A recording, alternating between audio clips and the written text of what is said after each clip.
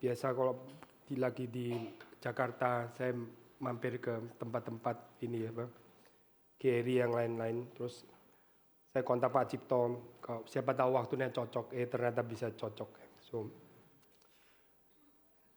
saya di Eropa lagi ini saya ekspositori Injil Markus. Saya pikir kita juga bahas bagian ini ya.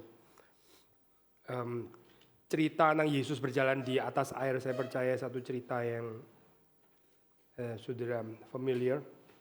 Kita baca dari Markus pasal yang ke-6, Markus pasal ke-6.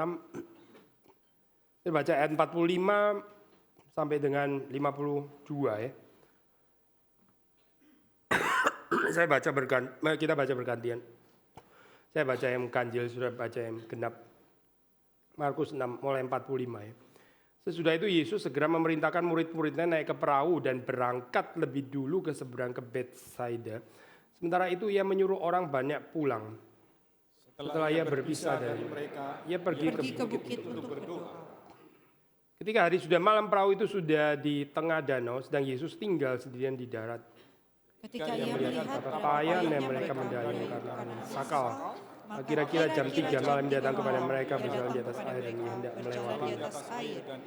hendak melewati mereka. Ketika mereka melihat dia berjalan di atas air, mereka mengira bahwa ia adalah hantu, lalu mereka berteriak-teriak. Sebab mereka semua melihat dia dan mereka pun juga sangat terkejut. Tetapi segera ia berkata kepada mereka, "Tenanglah, aku ini, jangan takut." Lalu ia naik ke perahu mendapatkan mereka dan angin pun redalah. Mereka sangat tercengang dan bingung. Sebab sesudah peristiwa roti itu, mereka belum juga mengerti dan hati mereka tetap degil. Kita berdoa. Saya mengajak setiap kita berdoa untuk diri kita masing-masing, sudah berdoa untuk diri sendiri. Kita bisa mendengar firman Tuhan. Sudah bisa mendoakan orang di kanan, di kiri, di depan, dan di belakang. Saudara-saudara juga mendoakan saya. Mari kita buka suara. Bapa dalam surga, kami mohon berkat anugerah Tuhan di dalam perenungan pada pagi hari ini. Tuhan tenangkan hati kami, supaya kami boleh melihat kemuliaan Tuhan, kami boleh melihat keindahan firman Tuhan, dan kami boleh percaya Engkau sendiri mengubah kami melalui perenungan. Tuhan berkati setiap orang yang ada di tempat ini, berkati juga untuk kebaktian sekolah minggu, berkati hamba-Mu, berkati setiap kami. Kami berdoa supaya Engkau hadir di tengah-tengah kami dan Engkau bekerja dengan leluasa. Nyatakanlah kemuliaan kebesaran Tuhan.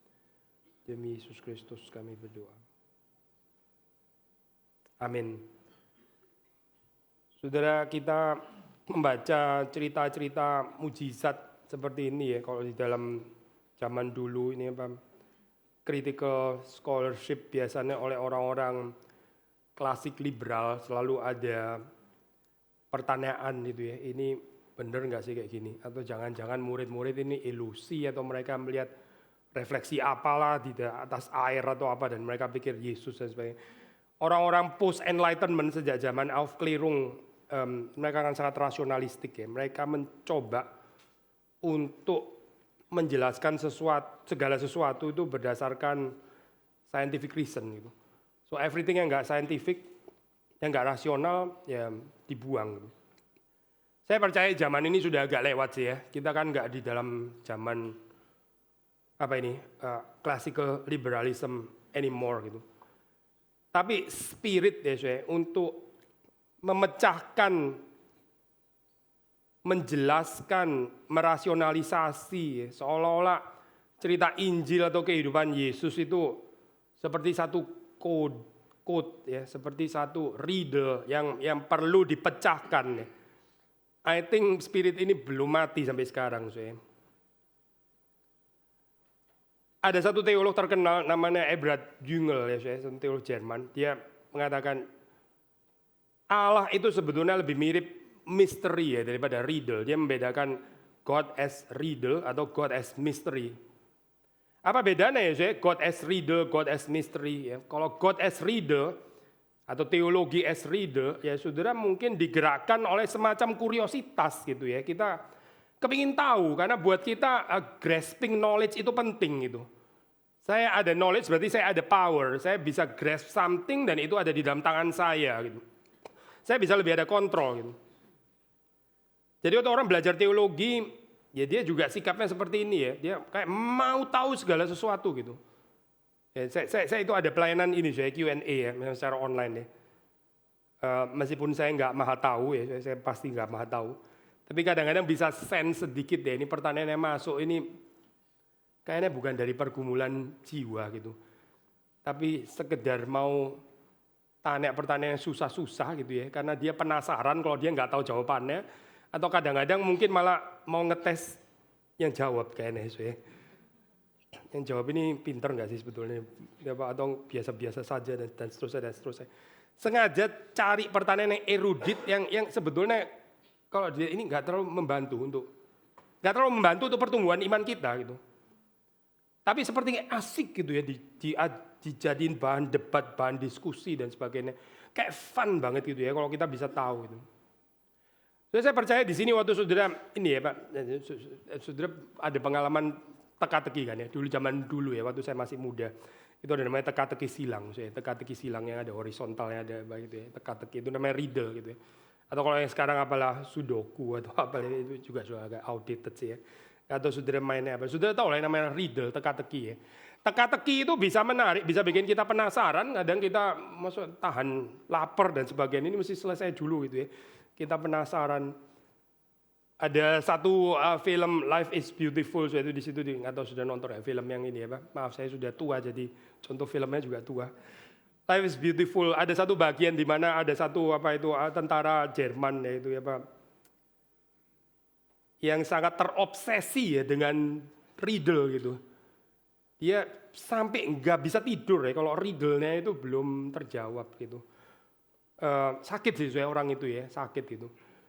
Gambaran ini ya, psikologis yang menarik. Tapi saya percaya waktu saudara berurusan dengan riddle ya, riddle di dalam kehidupan kita ya. Kalau misal sampai suatu saat ya, saudara penasaran tapi karena terus berusaha persevere dan akhirnya bisa dipecahkan. Setelah dipecahkan lalu apa ya? Setelah dipecahkan ya apa? Terus saudara figurain gitu, sudoku nih, dipigura, ditaruh gitu. Enggak ada loh, langsung figurain riddle yang sudah terpecahkan itu sudah dibuang gitu saja. Saya perlu another harder riddle. Saya perlu teka-teki yang lebih rumit lagi gitu. Karena yang ini level ini saya sudah lewat gitu. Now give me harder riddle please gitu ya. Apa nggak celaka saya kalau orang belajar teologi kayak begini ya? Saya sudah ini bahan sekolah minggu ini ya. Bahan katekisasi. Can you give me more erudite riddle gitu. Seperti kayak Tuhan itu seolah-olah satu teka-teki yang kita harus ketahui semuanya. Nah ini loh saya, ini problem yang kita warisi dari zaman Enlightenment yang sok tahu ini ya, sok tahu. Mereka mau semuanya itu nggak ada misteri, mereka maunya semuanya itu bisa diketahui gitu. Lalu sangat menghina ya, sangat menghina. Saya pernah pengalaman pimpin di satu PA yang bikin saya quite shock actually gitu ya. Di GRI by the way. Lalu terus kemudian setelah pimpin PA ada satu ya orang yang tanya gitu. Terus ya saya berusaha jawab, terus kemudian saya ada tambahin kalimat dia. Tapi ada bagian yang misteri gitu ya, di tentang hal ini ada bagian yang misteri. Terus dia timpalin kayak agak sinis. Jadi semuanya misteri ya Pak ya gitu ya. Loh, wah saya hampir meledak waktu itu. Nah lagi di mimbar mesti sabar. Luar biasa ya ini jemaat kayak begini ya. Jadi maksudnya dia mau ngomong, lu kalau nggak bisa jawab diem aja gitu lah, nggak usah ngomong kayak misteri lah atau apa. Luar biasa ya orang belajar teologi kayak begini loh saya. Dia pikir itu semuanya dia harus tahu, semuanya hamba Tuhan harus bisa jelasin, nggak boleh ada tempat untuk misteri dan sebagainya. Welcome to Project Enlightenment berakhir dengan 2 perang dunia. Ya, that so-called knowledge itu namanya ya, berakhir dengan 2 perang dunia akhirnya gitu. That is human progress, knowledge. Ya. Mau bawa kemana?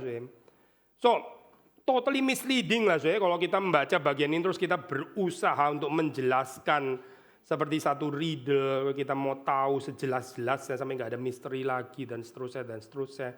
Nggak terlalu menolong sih sebetulnya. Tapi saya pikir kita perlu jelaskan bagian ini yang juga adalah mujizat di dalam kaitan dengan mujizat sebelumnya, yaitu Yesus memberi makan 5.000 orang. Saya tentu terbatas waktu ya untuk ini. Saya baru khotbahkan minggu lalu saya memberi makan 5.000 orang di Surabaya. Tapi mungkin ada sedikit pengulangan karena saya nggak khotbah di sini kan ya. Tapi kalau sudah melihat di dalam bagian itu ya, itu Yesus memberi makan 5.000 orang ya. Itu mungkin kita pikir gambarannya sejak sekolah minggu kalau kita dulu Kristen dari kecil ya. Suka digambarkan ya gambaran yang sentimental gitu ya, orang yang duduk mungkin berkelompok apalah di padang rumput yang hijau gitu kan ya kira-kira ya. Lalu Yesus mengajar mereka makan kenyang dan sebagainya. Itu unlikely historis ya gambaran kayak gitu. Karena daerah itu ya, rural Galilea ya, Galilea daerah itu adalah stronghold tempatnya orang-orang zealot, orang-orang selot. Sudah tahu orang selot ya? Orang selot itu yang percaya kedatangan kerajaan Allah itu melalui peperangan dengan Romawi. Jadi kita harus memberontak, kalau Romawi kalah, runtuh, nah itulah datangnya kerajaan Allah. Orang-orang ini highly political. So, waktu yang berkumpul di situ 5.000 orang, laki-laki saja ya, 5.000. Cuma laki-laki pun sudah 5.000 orang. Ini maksudnya apa saya? Ini sudah siap mau political uprising sebetulnya gitu.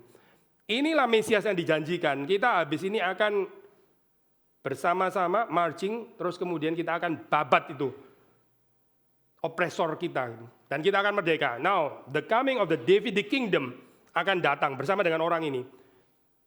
Jadi kalau digambarin ya makanya nggak bisa digambar kayak begini ya, apalagi kalau mengajar sekolah minggu. Itu mungkin orang yang duduk di situ ada yang bawa celurit lah, arit lah dan sebagainya. Kan serem ya kalau ngajar sekolah minggu kayak gini. Anak-anak, ini apa? Arit, anak-anak yang ini palu, ini batu. Kan serem ya ngajar kayak begini. Maka pasti nggak ada gambaran kayak begitu. Gambarannya adalah orang baik-baik datang ya kelaparan, terus kemudian mendengar Yesus dan sebagainya. Tapi pertanyaannya kenapa terus mereka akhirnya nggak bisa percaya gitu kan ya? Nggak bisa percaya kok mereka. Lebih jelas itu dibahas di dalam Yohanes kan ya, Yohanes 6. Mereka mau memaksakan Yesus jadi raja. Berarti betul kan ya, itu Yesus yang mereka kehendaki itu nggak cocok dengan Yesus sendiri. Nah ini gambaran berhala kan seling kayak begini ya. Termasuk di kalangan orang Kristen loh. Gambarannya gereja kok begini ya, ini bukan gereja yang saya harapkan. Orang Kristen kok kayak begini ya. Bukan orang Kristen harusnya gini. Ya. Itu namanya baru orang Kristen. Gereja begini, ini bukan gereja harusnya gini. Tinggal tambah satu step lagi. Tuhan kok gitu. Tuhan mah harusnya gini. Ya. Bayangan proyeksi dari bawah, diproyeksikan ke atas, lalu dipaksa Tuhan, ditarik, diseret, supaya sesuai dengan saya punya keinginan. Ya itulah terjadi di dalam diri 5.000 orang ini ya. Sekali lagi ya, Markus mencatat mungkin nggak terlalu jelas ya. Tapi Yohanes sangat jelas ya, ini bukan berarti catatan Markus lebih rendah, bukan itu ya poin saya. Tapi masing-masing punya perspektifnya. Cuma kalau saudara membaca di dalam versi yang Yohanes itu jelas sekali, di situ digambarkan bahwa orang-orang ini nggak mengharapkan Yesus yang model ini bukan Yesus yang saya mau. Yang saya mau ini political Messiah, yang kita bisa setelah ini kita uprise, terus kemudian kita akan babat itu penjajah Romawi itu. Inilah yang sudah dinubuatkan, itu yang ada di dalam pikiran mereka. Maka, sudah waktu baca bagian ini ya, sesudah itu Yesus segera memerintahkan murid-muridnya naik ke perahu. Bahaya bagian kayak begini, luar biasa bahaya. Bahasa Inggris juga pakai istilah, immediately he made his disciple get into the boat. Ya, ini krisis sebetulnya saat ini. Gitu. Yesus bilang, kamu cepat pergi gitu maksudnya. Ini kesulitan kayak gini biar saya tanggung. Benar-benar pemimpin ya Yesus ya. Waktu murid-muridnya disuruh pergi terlebih dahulu. Biar kesulitan ini Yesus yang menyelesaikan ya. Sementara itu ia menyuruh orang banyak pulang. Ini Markus ya, ini bukan Homer. Saya pernah baca Homer nggak sih? Homer itu penulis apa itu? Udah panjang sekali kalau cerita diputar, nggak ada daun jatuh lah atau apalah gitu ya. Atmosferik dan sebagainya. Saudara baca Injil itu minim sekali gambarannya saya. Cuma dibilang Yesus segera memberitakan murid-muridnya naik ke perahu, ya berangkat lebih dahulu ke seberang, lalu kemudian ia menyuruh orang banyak pulang. Saudara pikir ini urusan gampang gitu ya. Seperti kayak Yesus, oke, sudah sampai di sini ya, bye-bye gitu ya. Bukan itu, bukan. Ini menghadapi orang yang punya proyeksi tentang political Messiah yang nggak cocok dengan gambaran Yesus yang sesungguhnya. Yesus mesti menyuruh orang banyak pulang yang kayak begini loh. Nggak dibunuh aja sudah bersyukur gitu ya dalam hal ini gitu. Mereka bisa sangat kecewa loh, benar loh. Pak Yohanes sekali lagi ya sudah baca. Mereka kecewa, mereka betul-betul kecewa gitu. Karena bukan Yesus yang mereka harapkan gitu. Mereka mau paksa Yesus jadi raja. Yesus nggak mau karena dia bukan datang untuk itu. Dia datang untuk memberikan dirinya. Dia adalah mana itu, dia adalah roti ini sebetulnya. Tapi itu ditolak. Orang lebih tertarik yang lain daripada yang tertarik akan diri Tuhan. Sekali lagi ya saya, orang lebih tertarik yang lain daripada tertarik diri Tuhan sendiri. Yesus mau memberikan dirinya, tapi itu nggak cukup untuk mereka. Mereka pikir kemenangan terhadap Romawi itu lebih tinggi daripada saya dapat Mesias. Coba saya kayak begini. Saudara, kalau saya dan saudara bertumbuh ya, kalau saudara dan saya bertumbuh ya, itu ada satu tanda yang harusnya itu terjadi, yaitu apa sih? Kita semakin menginginkan Tuhan lebih daripada semua yang lain. Jesus is everything. Kadang-kadang kita nggak pikir kayak begini sih ya Jesus sih oke lah, dia everything, Jesus everything. Nyanyi sih oke gitu ya, untuk nyanyi oke gitu. Tapi kalau saya di dalam keadaan yang kesehatan kurang baik kayak begini ya kayaknya gimana ya, ada yang kurang gitu. Everything sih everything, tapi kesehatan saya juga penting ya sebenarnya gitu. Kayak Yesus agak nggak cukup gitu ya, mesti Yesus plus ya. Alangkah baiknya kalau Yesus dan kesehatan saya. Alangkah baiknya kalau Yesus dan plus income yang rada stabil ya. Alangkah baiknya kalau Yesus plus anak saya mapan gitu ya. Itu loh. Saya bukan ateis, saya bukan nggak percaya Yesus, tapi alangkah baik. Nah kalau ada plus itu, bukan against Jesus sih, tapi certainly bukan solus Kristus.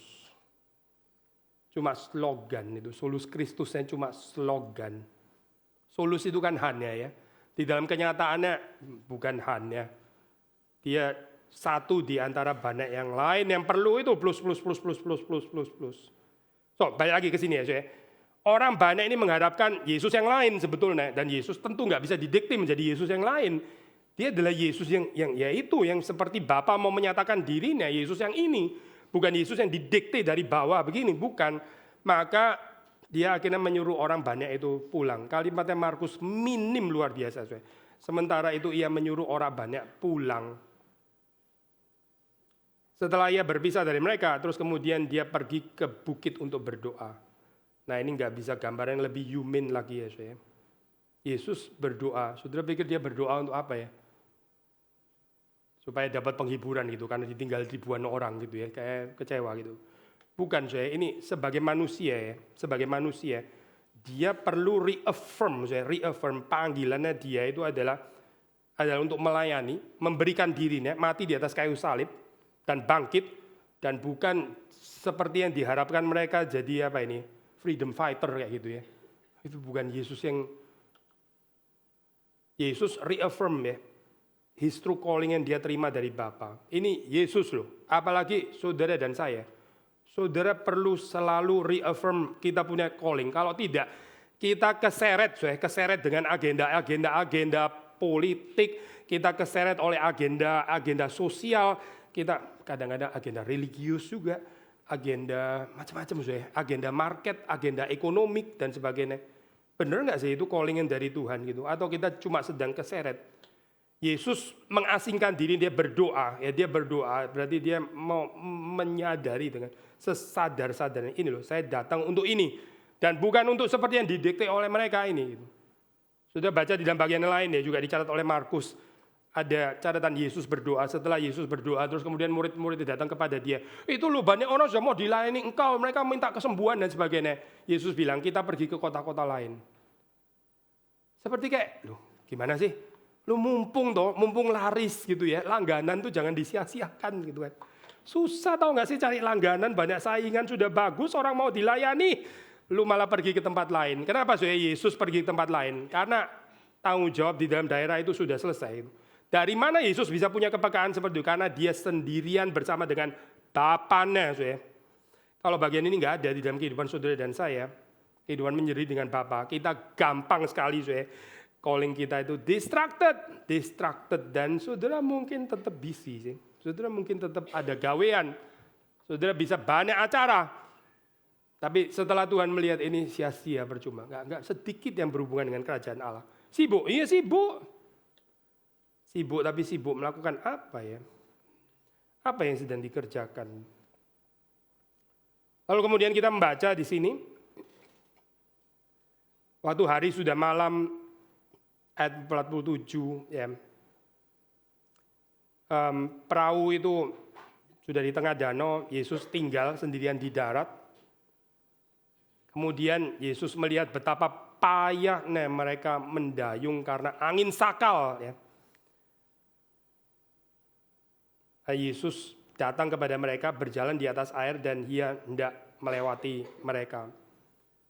Angin sakal mungkin bukan pertama kali ya terjadi di sini gitu. Ya, ini danau yang mereka sudah lumayan familiar. Tapi ini bukan berarti ya familiarnya kita dengan pekerjaan kita, dengan konteks kehidupan kita, dengan bidang yang kita geluti, ya, tetap nggak meniadakan kepayahan ya, pinjam bahasa Indonesia ya, payah ya, straining, bahasa Nitsin, bahasa aslinya ya, straining ya, straining. Itu kadang-kadang bisa diterjemahkan juga dengan to torment ya, tersiksa gitu. Mereka jadi tersiksa dengan urusan ini ya. Problemnya apa saya? Ya lagi-lagi ada kekuatan angin ya, gelombang yang nggak gampang ditaklukkan di sini. Mereka sekali lagi ya saya, ini bukan pengalaman yang luar biasa loh untuk mereka. Ini sehari-hari kok, maksudnya mereka memang bisa terjadi kayak begini gitu. Tapi ini pun juga nggak membuat mereka itu jadi profesional. Mereka nggak pernah profesional di sini. Bersyukur ya saya, di dalam kehidupan ini kita kalau nggak selalu profesional. Karena waktu saudara dan saya mulai jadi profesional in the worst sense of the word maksud saya, kita jadi kurang menyadari keterbatasan kita. Saudara coba bayangin kalau saya khotbah di sini profesional gitu ya. Sudahlah khotbah ini sudah kesekian kalinya, nggak gimana sih gitu. Bukan celaka ya saya pelayanan kayak begini coba. Kalau kita mulai jadi profesional, ya selesai ya kehidupan kita gitu. Ada satu pelukis terkenal di dalam zaman barok ya, namanya Canaletto, luar biasa dia unik lukisannya. Kalau sudah pergi ke museum di Western Europe atau mungkin juga ada di tempat yang lain juga ya. Itu kalau sudah lihat view kota, misalnya kota Venice atau atau Dresden atau apa, itu 99% pasti Canaletto gitu. Karena cuma Canaletto yang melukis seperti itu. Lukisan view kota ya, ada airnya dan sebagainya zaman barok. Tapi ya kemudian dia mulai jadi profesional. Dia jadi profesional. Dia terus lukis, pesanannya banyak sekali, luar biasa banyak. Dan dia lukis kecepatannya produktif ya. Tapi gambarannya puter-puter itu terus gitu ya. Ini sedikit mirip seperti kayak pengkhotbah yang ngomong ini lagi gitu ya. Ini lagi. Ya, atau guru sekolah minggu, Bu, ini sudah pernah ya ceritanya gitu. Sudah pernah ceritanya gitu ya, jadi klise. Karena apa? Karena profesional. Mulai nggak ada human touch, nggak ada pergumulan, ya. Profesional. So bersyukur ya, kalau di dalam kehidupan ini ada kepayahan. Saya bukan mengajarkan saudara bersyukur untuk kepayahannya ansih, bukan ya. Tapi setidaknya dengan ada kepayahan, the straining ini ya. Apapun alasannya, mungkin karena ya kalau di sini konteksnya karena kekuatan angin ya. Nah itu menjadikan mereka ya nggak profesional. Gitu. Hidup kalau sudah profesional ya jadi klise ya, hidupnya itu klise. Gitu. Ngomong itu lagi, seperti kayak mesin gitu ya. AI itu profesional. AI itu profesional. AI nggak mungkin ada human touch, nggak bisa itu. AI jadi merciful and compassionate itu gimana ceritanya saya mengerti penderitaan saudara dan saya, nggak mungkin lah gitu. Dia kan bukan manusia, dia nggak pernah ada mengalami penderitaan. Bagaimana dia bisa compassionate coba gitu. Tapi kalau kita jadi kehilangan compassionate ya kita jadi kayak mirip mesin ya gini gitu. So bagian ini ya saya, waktu Tuhan mengizinkan mereka ada straining ya, kepayahan. Nah disitulah saya di dalam saat seperti ini. Justru kemudian Yesus menampakkan dirinya. Ada kalimat yang mungkin agak aneh ya di sini ya.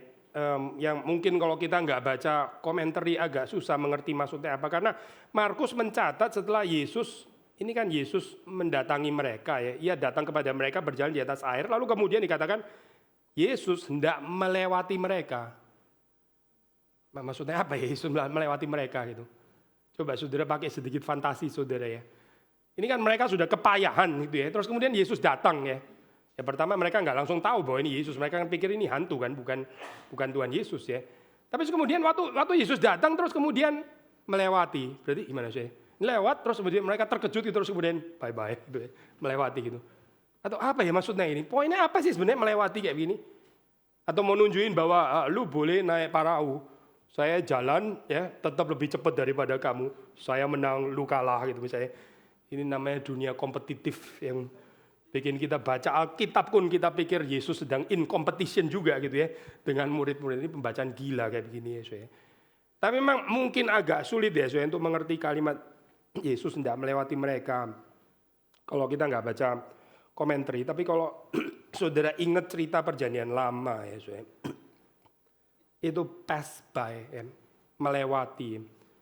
Sudah baca di dalam Keluaran 33, itu Musa pernah minta, Tuhan perlihatkanlah kemuliaan-Mu. Ya. Lalu terus itu peristiwa setelah lembu emas itu sudah tahu kan ya. Tuhan kan nggak mau pimpin langsung, dia mau kirim malaikatnya. Tapi Musa terus kemudian membujuk hati Tuhan, dia bilang, kalau engkau nggak berjalan bersama dengan kami nggak mau berangkat. Bukankah bangsa ini dibedakan daripada bangsa lain karena Tuhan kami berjalan bersama dengan kami. So kalau engkau nggak berjalan dengan kami, Tuhan kami nggak akan berangkat. Wah luar biasa ya saya. Daring ya doa kayak begini ya. Tapi terus kemudian singkat cerita, saya di dalam bagian itu bagian yang indah, sudah bisa merenungkan kembali. Tuhan setelah menyatakan kamu mendapat kasih karuniaku. Setelah Musa mendapat kasih karunia Tuhan, dia minta lebih tinggi lagi. Perlihatkan kemuliaan-Mu kepadaku. Wah luar biasa ya ini apa Tuhan. Gak ada puasnya coba saya. Sudah tanya kasih karunia. Confirm kalau saya dapat kasih karunia. Tuhan bilang iya oke granted kamu dapat kasih karunia. Now sekarang show me your glory. Gak ada habisnya saya permintaannya ya. Dan Tuhan gak sebel saya dengan permintaan ini. Ini benar-benar ambisi yang kudus ya. Saya melihat kemuliaan Tuhan. Lalu saudara membaca di dalam cerita itu ya. Tuhan lewat ya. Tuhan lewat gitu. Dia pass by ya. Musa ditutupi ya. Dia cuma bisa melihat bagian belakang Tuhan. Karena dia nggak bisa melihat wajah Tuhan. Kalau dia melihat wajah Tuhan dia bisa gosong, dia bisa hangus, terbakar, binasa ya. Maka Tuhan mengizinkan Musa melihat bagian belakangnya. Ini loh saya. The Lord passed by. Satu ya Musa. Saudara juga membaca di dalam cerita lain masih dalam perjanjian lama saya. 1 Raja-Raja 19. Coba kita lihat bagian ini saya. 1 Raja-Raja 19. 1 Kings 19. Kita membaca di dalam ayat yang ke-11 ya. Lalu firman-Nya, keluarlah dan berdiri di atas gunung itu di hadapan Tuhan. Maka Tuhan pass by, Tuhan lewat. Angin besar dan kuat yang membelah gunung-gunung, memecahkan bukit-bukit batu, mendahului Tuhan. Tetapi Tuhan tidak ada dalam angin itu. Tidak ada Tuhan dalam angin itu. Dan sesudah angin itu datanglah gempa, tetapi tidak ada Tuhan dalam gempa itu. Dan sesudah gempa itu datanglah api, tetapi tidak ada Tuhan dalam api itu. Dan sesudah api itu datanglah bunyi angin sepoi-sepoi basah. Segera sesudah Elia mendengarkan, ia menyelubungi mukanya dengan jubahnya. Lalu pergi keluar dan berdiri di pintu gua itu. Menarik ya saya gambaran ini ya. Kita coba membaca New Testament. Biasanya kita dengan membaca Old Testament dari terang New Testament. Betul sih pasti ya. Tapi kita juga bisa membaca New Testament dari terang Old Testament. Ini kan menarik ya saya penggambaran di sini. Ekstra ya dicatat itu setelah ada angin besar dan kuat ya membelah gunung-gunung. Mungkin orang pengharapan ya ini loh, ini gambaran Tuhan kayak begini kan ya, yang bertakhta atas alam. Kalau dia lewat langsung gunung itu pecah. Ternyata di sini dikatakan tetapi tidak ada Tuhan dalam angin itu. Apa sih yang dimaksud di sini, Zoe? Gambaran agama triumfalistik. Kekristenan nggak kebal loh saya dengan gambaran kayak begini ya. Penyataan kemuliaan Tuhan dengan cara triumfalistik ya. Nggak ada Tuhan di sini. Bukan itu yang dinyatakan. Tadi kita baru menyanyi lagu yang indah itu ya saya. Tuhan kalau mau panggil berlaksa-laksa malaikat datang itu gampang sekali untuk dia gitu. Tapi kenapa dia nggak pakai cara itu ya? Dia nggak pakai cara itu bukan saja waktu dia disalib, tapi di dalam kelahirannya di kandang yang hina itu pun ya. Dia juga nggak pakai cara itu gitu. Yang menarik saya, memang di dalam cerita Lukas kita membaca ada kor malaikat. Wah itu luar biasa ya. Tapi kor malaikatnya di mana saya? Kor malaikat dinyatakan pada para gembala, itu orang-orang yang kelas rendah itu loh saya. Gembala pada saat itu dianggap sebagai orang-orang yang mungkin konotasinya itu kriminal gitu. Itu bukan cuma kelas rendah, tapi kriminal sebetulnya itu. Tapi kor malaikat yang begitu anggun itu dinyatakan itu kepada gembala, coba saya kepada gembala. Setelah itu nggak ada lagi kor itu saya. Waktu orang-orang datang ya sudah cuma lihat Yesus bayi yang lemah ya tadi kita menyanyi bayi yang lemah lagu apa? Tadi ya anak-anak menyanyi ya. Bayi yang lemah, bener loh saya bayi yang lemah, yang fragile, yang vulnerable itu ya, yang rentan dan rapuh ini Tuhan, ini Tuhan. Gak cocok ya saya dengan gambaran agama triumfalistik. Agama triumfalistik itu mau menyatakan kebesaran Tuhan lewat perang salib gitu misalnya ya. Lewat bom atom atau apa gitu. Aduh ini apa sih? Aduh. Kerajaan Allah bukan kerajaan Allah. Kalau Yesus memakai cara itu, ya sudah yang 5.000 orang itu ayo kita we're marching bukan we're marching to Zion, we're marching to Rome ya. We're marching to Rome. Jadi berubah ya lagunya gitu. Terus habis itu penggal kepalanya kaisar gitu. Mana ada saya cerita kayak begitu dalam Injil, mana ada coba. Gak pernah ada gitu. Tapi banyak orang Kristen masih berdebar-debar ya. Seperti kayak apa itu, bisa relate gitu ya. Ada resonans kalau melihat kemegahan satu negara yang punya super power. Wah kayaknya inilah negara. Apa sih ini saya sebetulnya itu? Ngerti nggak sih kerajaan Allah itu apa sebetulnya itu? Apakah kerajaan Allah tentang itu? Gitu? Kalau kerajaan Allah tentang itu dan kenapa Yesus lahir sebagai bayi yang lemah? Lalu kenapa dia nggak panggil malaikat? Kenapa dia mati di dalam keadaan yang ngenes kayak begitu di atas kayu salib? Kenapa saya?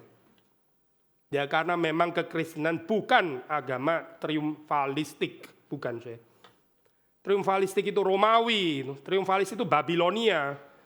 Triumfalistik itu Asiria, itu triumfalistik. Tapi kerajaan Allah bukan triumfalistik. Sangat keliru ya saya orang kalau mengerti kekristenan sebagai agama triumfalistik. Saya khawatir sudah dengan gambaran theology of false glory yang kayak begini ini.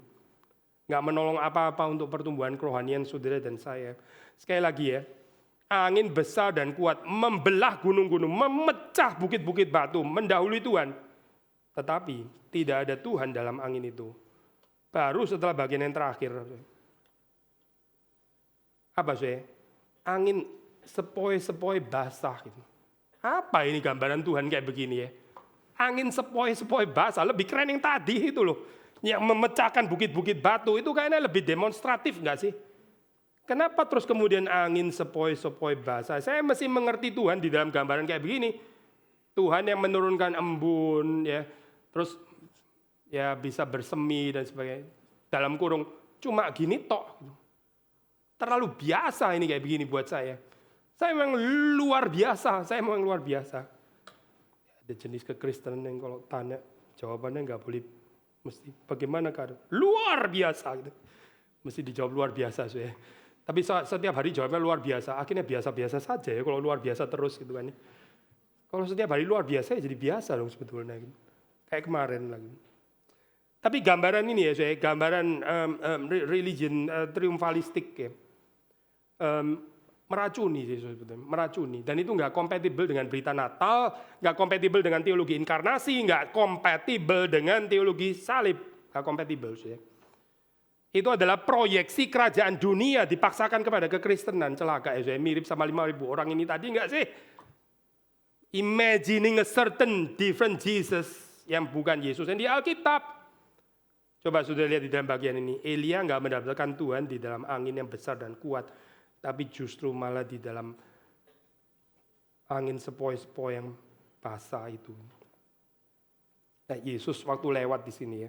Ini ya, Yesus lewat. Yesus lewat apa gitu? Ya, di dalam keadaan yang sederhana waktu dia bilang kalimat ini aku ya. Ini double meaning lah di sini ya, kita boleh tafsir.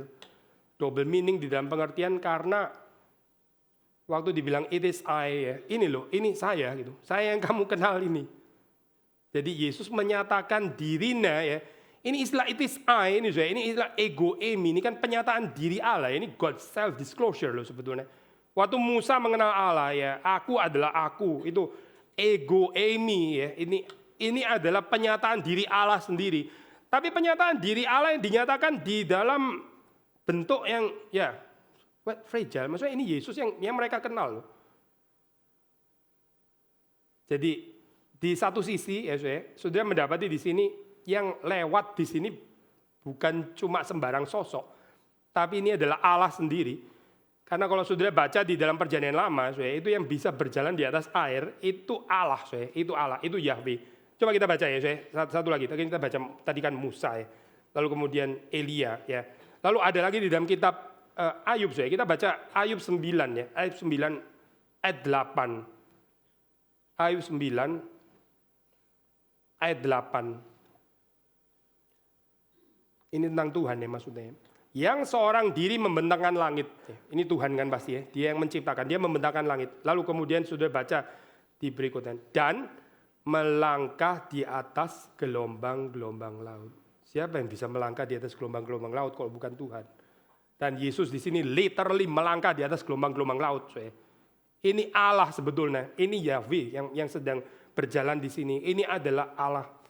Lalu kemudian di dalam ayat 11 sudah baca, apabila ia melewati aku, pass by. Lagi-lagi motif melewati. Apabila ia melewati aku tidak melihatnya. Dan bila ia lalu, aku tidak mengetahui. Agak ironis nggak sih, bahwa apa yang dikatakan Ayub di sini somehow juga benar tentang murid-muridnya.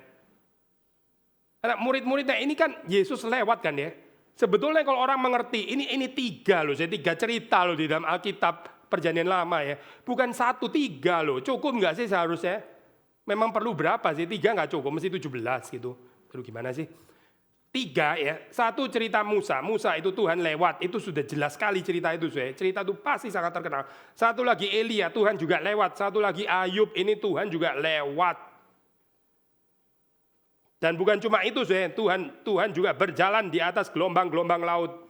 Kan cukup ya seharusnya ya. Ini bukan sembarangan manusia, ini adalah Allah sendiri yang menjadi manusia. Tapi mereka nggak bisa melihat itu, persis seperti yang dibilang Ayub. Apabila ia melewati aku tidak melihatnya. Dan bila ia lalu, aku tidak mengetahui. Benar kan nggak mengetahui kan? Tapi pertanyaannya kenapa nggak mengetahui ya? Mungkin jangan-jangan karena imagination itu ya.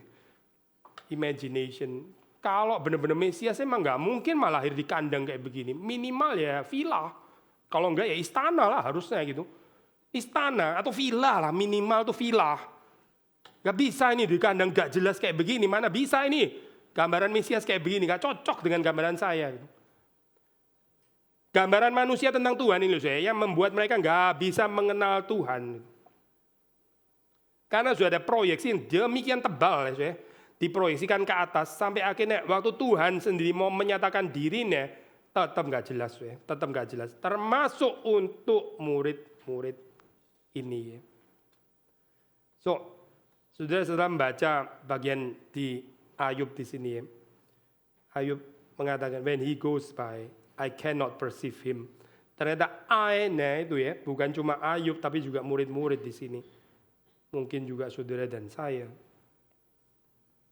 Kenapa manusia nggak bisa melihat Tuhan yang lewat yang sudah jelas sekali allusionnya dari 3 bagian cerita di Perjanjian Lama. Karena memang ada separation antara Allah dan manusia. Karena dosa kita Karena dosa kita ada pemisahan ini sehingga waktu Tuhan menyatakan dirinya kita juga nggak bisa menangkap dia. Maka kita mesti rendah hati karena bisa mengenal Tuhan itu bukan karena saudara dan saya sharp, tajam gitu atau terdidik atau logikanya kuat lah. Karena itu saya cocok dengan teologi reform gitu misalnya Bukan tapi karena anugerah Tuhan. Karena Tuhan memberikan kita kemungkinan untuk bisa mengenal Dia. Makanya ini balik lagi ya tadi ya. Semua usaha untuk menjelaskan fenomena Tuhan secara natural itu pointless, benar-benar pointless itu. Ada orang melihat gereja ya, itu pembacaannya itu luar biasa natural gitu. Dia nggak pernah bisa melihat pekerjaan Tuhan di situ. Saya pernah dengar orang bilang ya, gereja itu ngomong tentang apa, di ujung-ujungnya itu apa, klimaksnya itu apa ya, waktu kolektor dijalanin itu loh. Kurang ajar ya, orang ngomong kayak begitu. Gereja itu apa? Gereja itu setelah ngecap, terakhir ya minta uang, sudah itu aja gitu. Nah, dia cuma sekedar mau ngumpulin, dia nggak bisa lihat sama sekali keindahannya, nggak bisa. Nggak bisa melihat keindahan komunitas Kristen yang dilihat cuma lagi-lagi semuanya urusan duit. Mau perang lah, perang itu juga duit kok sebetulnya. Ini cuma bisnis saja sih sebenarnya. Lalu gereja juga duit ya, semua urusan duit. Capek ya saya kayak begini ya. Kasihan loh orang kayak begini saya. Semua dilihat cuma dari perspektif duit saya. Nggak ada yang lain kecuali urusan ekonomi ya. Buat dia the only reality itu adalah economic reality. That's it. Yang lain semua itu mau politik lah, religion lah, hukum lah, semua urusannya cuma tentang satu, yaitu economic reality. Titik. Coba saya mau menjelaskan Tuhan dengan perspektif yang reduktif kayak begini ya. Mana bisa ya. Orang menjelaskan Tuhan dari perspektif psikologi misalnya gitu ya. Sigmund Freud. Oh iya, itu orang-orang Kristen percaya Bapa di sorga. Itu kan karena mereka punya Bapa di dunia gak sempurna gitu ya. Lalu menyakiti, mungkin ada pengalaman di abuse waktu childhood. So nggak pernah ditangani, ya nggak pernah terapi, akhirnya ya mereka imagining lah itu Bapa yang di sorga. Aduh kasihan lu Bapa di sorga. Bapak lu benci kan sama Bapak lu, makanya Bapa di sorga gitu kan ya. Kurang ajar ya seorang kayak begini. Kayaknya dia yang sedang memproyeksikan kekristenan gitu. Dia nggak tahu apa-apa dengan kekristenan gitu. Tapi semuanya direduksi. Direduksi secara ekonomis lah, direduksi secara psikologis, direduksi secara sosiologis dan seterusnya, whatever gis lah ya. Tapi semuanya itu tentang reduksi. Makanya saya menjelaskan mujizat seperti ini ya. Cuma dari perspektif saintism gitu ya. Ya good luck lah, semoga Anda beruntung gitu. Kayaknya nggak bisa menjelaskan sih di dalam hal ini. Karena Tuhan itu beyond itu. Tuhan itu we cannot perceive. Dia nggak sepenuhnya bisa dikenal. Karena memang ada separasi ya di sini antara Allah dan manusia. Kecuali Tuhan yang menyatakan dirinya sendiri. So, kalau sudah baca di dalam kitab Ayub ya, mungkin terakhir di kitab Ayub, masih di pasal 9 ayat 10 ya.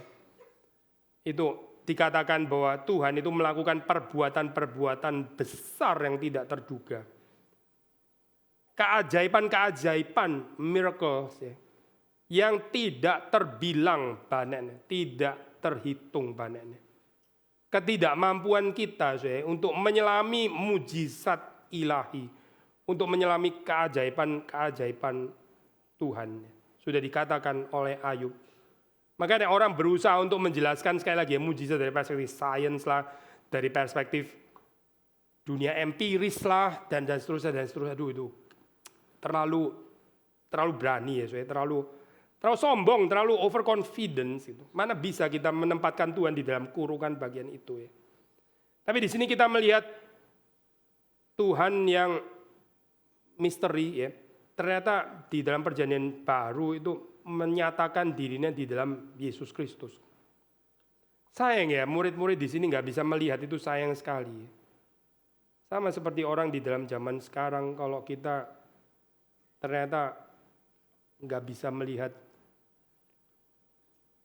bisa melihat keindahan Kristus, ya, karena kita buta dengan boundaries, batasan-batasan, ya. Itu sayang sekali, ya. Padahal sudah sangat jelas ya di sini, ya. Sudah sangat jelas, jauh lebih jelas daripada yang dinyatakan di dalam perjanjian lama. Tapi murid-murid juga tetap nggak mengerti. Ya. Mereka mengerti sih tentang danau ya. Mereka bisa kuasai, termasuk bahkan ya ini apa ini angin sakal di sini ya. Again tadi kita bilang Kayaknya bukan pertama kalinya lah mereka mengalami ini. Nah itu ya, di dalam bagian ini kan menarik ya, kalau sudah baca di situ, memang sini kita bisa melihat bahwa Yesus datang karena ada angin sakal itu ya. Tapi setidaknya di dalam bagian ini saya nggak dicatat bahwa mereka itu ketakutan binasa seperti kayak di dalam cerita sebelumnya. Karena di dalam cerita sebelumnya waktu Yesus tidur, sudah tahu ya cerita itu ya. Terus kemudian mereka membangunkan Yesus karena mereka, ini kita nggak bisa kuasai loh kali ini. Ini kali ini jauh lebih dahsyat gitu. Terus kemudian membangunkan Yesus, mereka teriak, Tuhan kami ini binasa. Kok kamu malah tidur, bagaimana sih gitu kan gitu ya. Seperti kayak malah menyalahkan Yesus. Tapi di dalam bagian ini ya sebetulnya nggak terlalu jelas. Apakah mereka bisa menguasai atau nggak menguasai, gitu. Nggak terlalu jelas sebetulnya. Tapi yang pasti mereka nggak bisa kuasai itu apa? Mungkin bukan angin sakal, yang mereka nggak bisa kuasai itu adalah penyataan diri Yesus ini loh. Ini yang mereka nggak bisa kuasai. Angin sakal mungkin bukan pertama kali mereka mengalami ini ya. Bukan sesuatu yang mengagetkan. Biasalah di danau kadang-kadang ada angin sakal ya. Itu nggak gimana. Tapi terus terang saja ya. Kita ini belum pernah ada lihat penampakan yang kayak hantu kayak begini. Ini apa ini kayak gini? Setahu saya danau ini bukan angker. Kok tiba-tiba ada hantu di sini? Menurut mereka ya. Padahal itu Tuhan yang sedang menyatakan diri. Nah itu bagian yang keluar dari pengalaman mereka ya. Pengalaman mereka itu nggak cukup untuk bisa menampung kehadiran Tuhan. Sekali lagi ya, pengalaman saudara dan saya itu nggak cukup untuk bisa menampung kehadiran Tuhan. Kita boleh familiar dengan angin sakal, kita bisa familiar dengan waktu bisnis bisa ditipu orang, bisa ada orang, kita bisa familiar dengan itu. Tapi waktu Tuhan hadir di dalam kehidupan kita bisa nggak familiar dengan bagian itu. Karena ini explode dari batasan-batasan empiris ya. Even murid-murid yang sangat mengenal dunia danau ya, itu pun nggak bisa mengerti bagian ini ya. Ini apa sih? Sampai mereka terus kemudian bilang ini hantu gitu. Ini kan seperti kayak borderline penghujatan ya sebetulnya. Tuhan kok dibilang hantu itu bagaimana sih sebetulnya? Kan Tuhan harusnya mereka kenal ya. Tapi Yesus waktu menyatakan dirinya, ini aku ya. Aku ini, tenanglah. Aku ini. Jangan takut. Seharusnya sampai sini kan ya sudah ditanggapi dengan, oh Tuhan maaf ya. Maaf saya nggak kenal engkau tadi gitu. Oke ini ternyata kamu bersyukur gitu ya. Bukan itu bukan itu ya. Sudah coba baca di dalam cerita di dalam Markus 6 ini tanggapannya apa coba? Setelah Yesus mengatakan kalimat itu. Kita membaca Yesus naik ke perahu mendapatkan mereka, angin pun reda.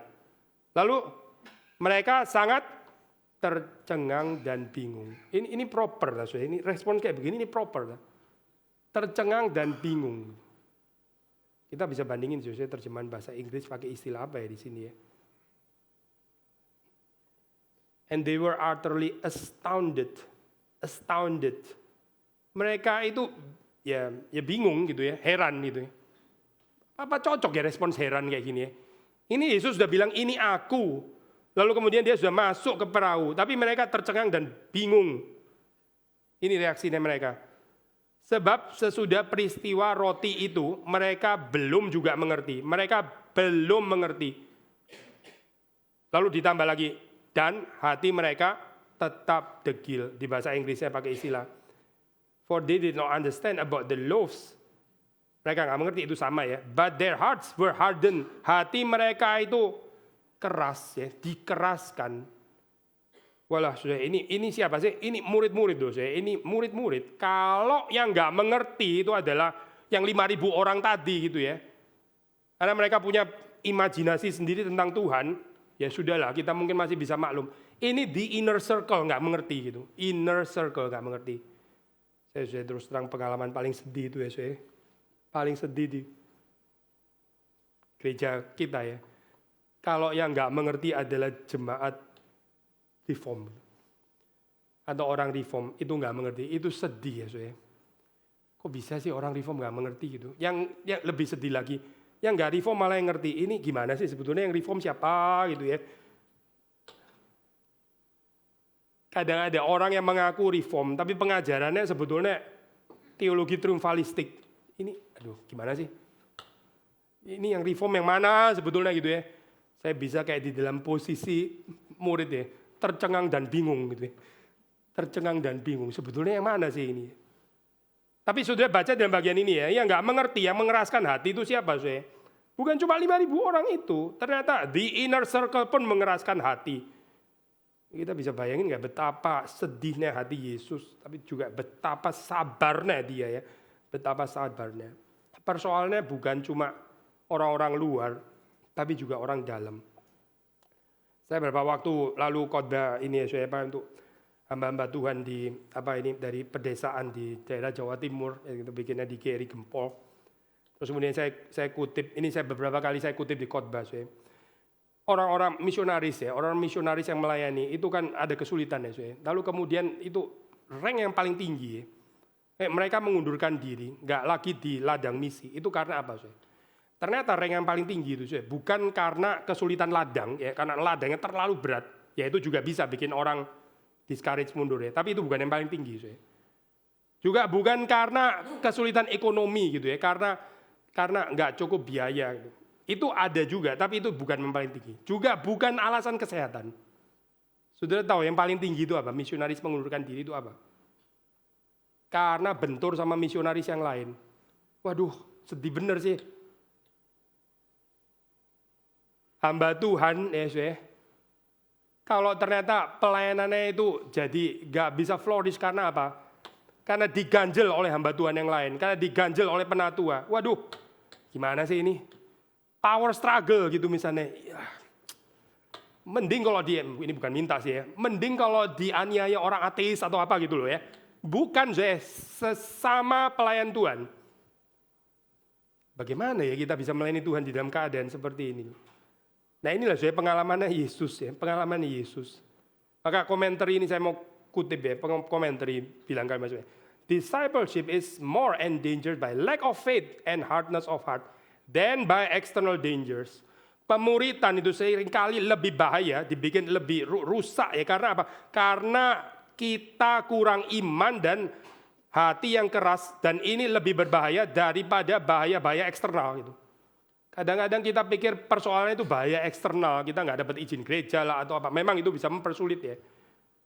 Tapi perhaps the real dangers itu adalah ketidakberimanannya kita.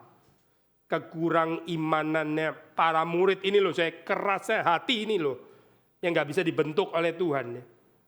Tapi Tuhan justru, bukankah dia menyatakan dirinya di tengah-tengah badai ini, di tengah-tengah kesulitan. Seperti Tuhan juga menyatakan dirinya melalui Musa kepada bangsa Israel, justru waktu orang Israel ditindas di Mesir. Justru di dalam keadaan seperti itu mereka jadi bisa melihat pekerjaan Tuhan.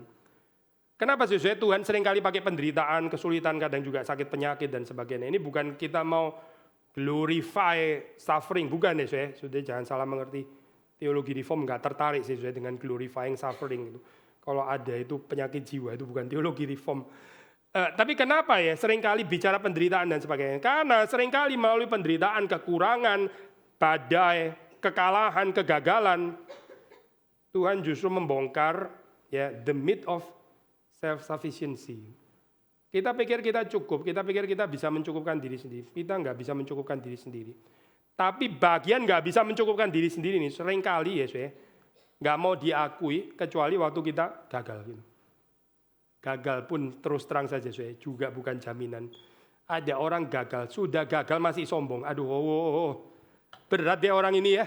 Sudah gagal pun masih sombong, coba sudah gagal. Jadi mau apa lagi ya? Tapi the myth of self-sufficiency, saya bisa mencukupkan diri saya sendiri. Ini ya inilah yang merusak. Membuat kehidupan kita ini jadi nggak bisa bergantung kepada Tuhan. Tapi waktu kita mengakui dengan rendah hati bahwa kita ini insufficient, nggak cukup. Nah disitulah Tuhan itu hadir. Bukankah Tuhan hadir waktu ada angin sakal gitu? Mereka bisa meredakan, nggak bisa meredakan itu urusan lain ya. Tapi waktu Yesus masuk ke perahu, angin sakalnya itu reda gitu. Tapi ada persoalan lain sekali lagi ya, mereka nggak bisa handle God's presence. Nah memang saya cerita ini diakhiri dengan satu, ini bukan good news ya. Ceritanya ditutup dengan kalimat negatif ini. Sebab sesudah peristiwa roti itu mereka belum juga mengerti dan hati mereka tetap degil, termasuk setelah ini loh penyataan ini ya. Di sini kita bisa belajar apa sih ya? Ya mungkin kita bisa memosisikan diri kita di posisi para murid ini gitu. Bisa mengenal Tuhan ya, itu betul-betul anugerah Tuhan. Kalau tanpa Tuhan menyatakan dirinya, Tuhan memberikan belas kasihan dan kasih karunia, kita nggak akan tertarik dengan gambaran Yesus yang kayak begini. Mau sejelas apapun di dalam kaitan 3 tempat dengan Old Testament, tetap nggak jelas. Sekali lagi ya, seringkali karena kita punya fantasi kita sendiri tentang Tuhan itu harusnya begini. Tuhan itu harusnya ya, kalau dia maha kuasa, tapi masih ada penderitaan, masih ada perang. Ya ini bagaimana Tuhan kayak begini? Ini loh, ini kan fantasi kita sendiri kan ya. Bukan Tuhan yang di dalam Alkitab, tapi Tuhan yang dipaksa untuk masuk ke dalam persyaratan kita. Tapi berbahagia saudara dan saya berbahagia kalau kita tidak mengeraskan hati. Gak mengeraskan hati itu berarti apa saudara? Dia membiarkan Tuhan yang menyatakan dirinya dengan cara dia.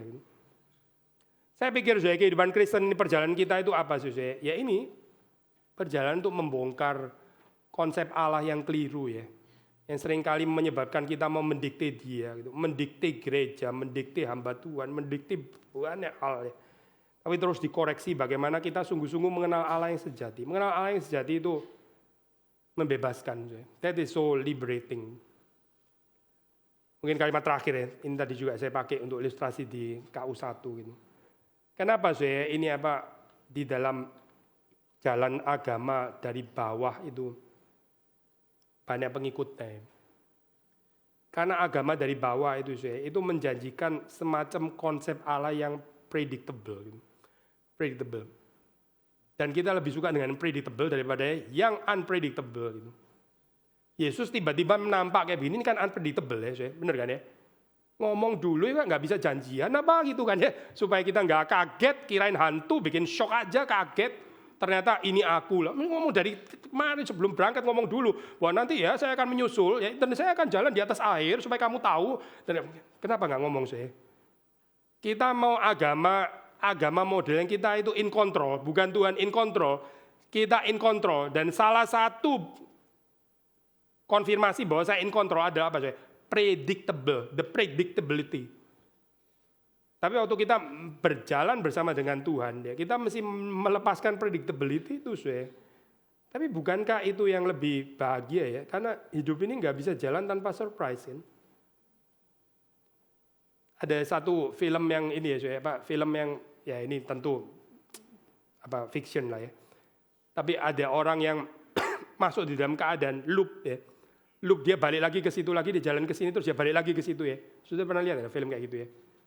Jadi dia balik di hari yang sama, dia nggak pernah move on gitu ya. Dia hidup di hari yang sama, di jam yang sama. Ngulang lagi. Sampai waktu dia keluar rumah, dia tahu sebentar lagi ada orang yang akan jatuh gitu ya. Sebentar lagi ulang muter di situ terus ya. Kayak hidupnya itu nggak move gitu ya. Muter di loop itu terus. Ntar begini sebentar lagi ada orang yang jatuh, jadi dia sudah siap, dia segini dulu, segini terus benar orang yang jatuh, boom, nggak jadi jatuh gitu kan ya, dan seterusnya, so predictable. Sudah coba bayangkan, sudah mau hidup model kayak gini gitu, apa nggak merasa kena kutuk ya kayak gini ya? Kalau saudara bangun terus, loh gini lagi gitu ya, melihat hari ini memang sudah dipredik sikat gigi patah gitu ya, sikat giginya patah gitu, terus habis itu jalan saudara ada kesandungnya gitu ya. Setiap hari ulang kayak gitu terus. Maksudnya yakin saudara mau hidup yang kayak begini? Ini totally predictable. Kan nggak menarik ya, hidup kayak gini nggak menarik sebetulnya. Tapi kenapa ya orang mau yang predictable? Orang mau yang stabil itu dalam pengertian ini. Karena dia mau in control, bukan Tuhan yang in control, tapi dia yang in control. Tapi waktu Tuhan yang sejati itu masuk di dalam kehidupan saudara dan saya, dia pasti mau dia yang kontrol, bukan saudara dan saya yang kontrol. But that's the good news sebetulnya. Saudara nggak harus in control, Tuhan is in control di dalam kehidupan saudara dan saya. That is the real good news. Gitu. Karena kita tinggal taat saja ya. Saya kadang-kadang pakai ilustrasi ini juga untuk ini saya pembinaan pranikah kan ya. Dan pembinaan pranikah kan waktu bicara tentang female submission. Wah, tahun 2026 ini Pak. Female submission itu abuse itu namanya. Susah ya saya bicara tentang submission karena gambarannya itu paranoid gitu. Gambarannya orang disuruh taat saja. Saya biasa pakai ilustrasi gini loh. Itu kan mirip seperti kayak kita naik mobil terus ya yang suruh setir itu yang laki. Ya sudah perempuan itu ikut saja, lu mau tidur juga boleh. Atau mau nyanyi-nyanyi atau apa ya atau lipstick ya silakan karena nggak harus kontrol. Isn't that good news? Tapi gambaran feminisme kan bukan begini ya. Saya dianiaya. Memang kamu nggak percaya saya bisa nyetir. Loh kok jadi begini ya kalimatnya itu. Lu santai aja, saya yang bawa, kamu tidur. Gitu. Good news nggak sih kayak gini saya? Kalau orang nggak bisa lihat ini good news ya, I think dia sakit sih memang. Gitu. Tapi saya mau balik kepada keadaan manusia ya. Yang nggak bisa lihat bahwa Tuhan in control itu good news. Ya sama, sakit juga sih sebetulnya gitu. Kita mau kontrol berapa jauh, kita bisa kontrol berapa dalam gitu. Siapa yang bisa kontrol seperti Tuhan kontrol? Yang ada ya stres gitu. So waktu dikatakan, Heidelberg Katekismus, pertanyaan pertama, what is your only comfort in life and in death? Bahwa saya bukan milik saya sendiri, tapi milik Tuhanku Yesus Kristus dan Juru Selamatku. That is good news. Tuhan memberkati kita semua. Mari kita masuk dalam doa. Tuhan kami bersyukur untuk apa yang kami bisa renungkan pada pagi hari ini. Tuhan yang terus menanamkan di dalam hati kami. Dan kami rindu boleh bertumbuh di dalam pengenalan akan Tuhan. Engkau menolong kami untuk semakin dewasa di dalam Kristus. Di dalam nama-Mu kami berdoa. Amin. Saya serahkan kembali kepada liturgos.